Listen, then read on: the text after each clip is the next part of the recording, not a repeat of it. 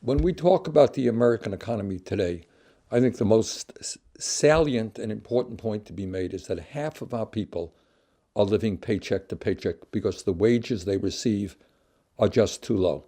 As all of you know, the federal minimum wage now is a starvation wage of $7.25 an hour. Congress hasn't raised that since 2007.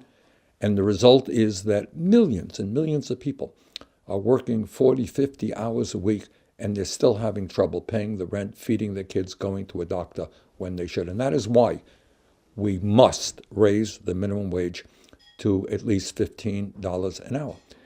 And the other point here, which is really a scandal, is that you have many large corporations owned by some of the wealthiest people in this country. For example, Walmart.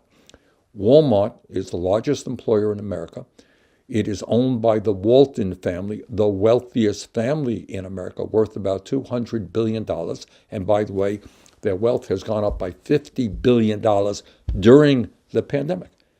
You got one of the Waltons, a gentleman named Rob Walton, who owns tens and tens of millions of dollars in antique cars. He loves antique cars. Tens of millions of dollars he owns in antique cars. And yet this company, Walmart, starts its workers off at $11 an hour, a starvation wage.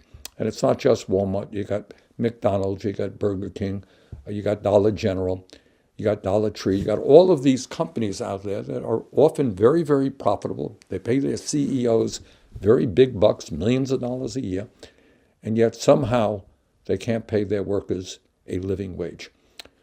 And what happens is that when workers are forced to live on starvation wages and they get food stamps as they need to, as they get Medicaid as they have to, as they live in public housing, who do you think is paying that bill?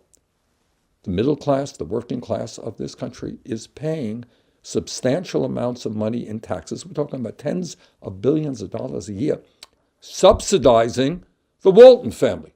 Does that make any sense to anybody?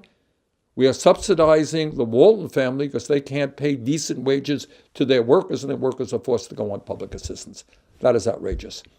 So together, we're going to turn this thing around one way or the other.